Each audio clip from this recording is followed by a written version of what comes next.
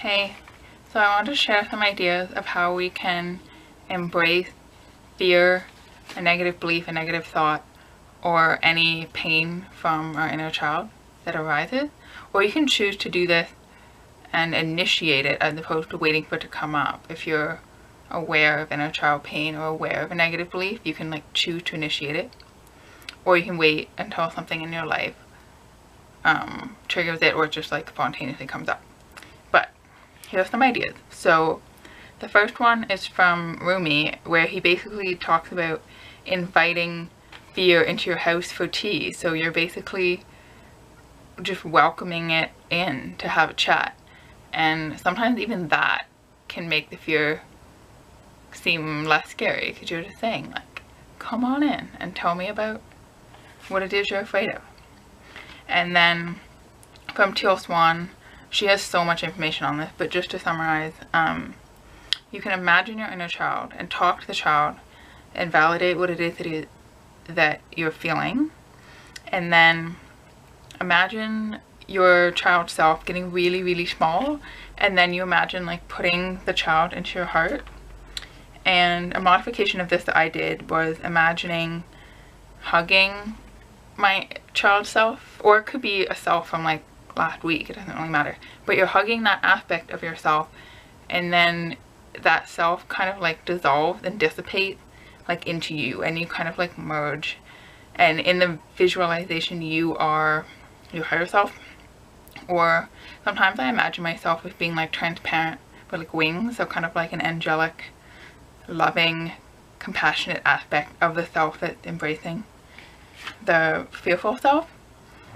And then at that point you can give yourself positive affirmations, saying you are loved, everything is okay, you are safe, whatever it is that the fear was wanting to hear, basically. And then I just found a new one by Stephen Bodian, and he said, imagine breathing in the inner child's fear and then breathing out love and forgiveness into the child. And when I did this, I pictured my inner child in grayscale, and then as I was breathing in the gray color and breathing out white sparkly light, the child became in color, basically. So I was breathing in all the fear and the negativity and transforming it, and then giving the light to the child. And it was really effective. I really enjoyed that way of thinking about it, because it really empowers you that you are able to transmute these negative emotions, and you can kind of change the memory, basically, in the sense that you have a child aspect that's frozen in fear, and then you're able to give that child the light and the love and the understanding or the feeling of safety or whatever it is. You're able to take the pain from the child and then give the child what it needs through that breathing exercise. So I just thought I would share those things, that they've been really helpful for me, because one of the main blocks I think we have in spirituality, in the new age in general, is this idea of fear is bad and we don't want to feel it and we just want to push it away.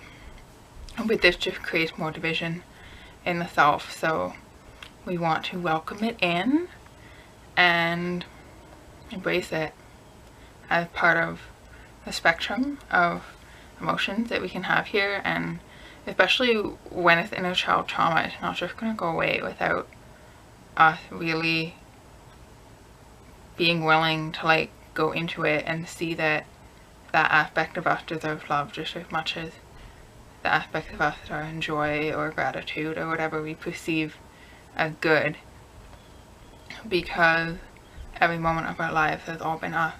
It's all been the same soul on this journey.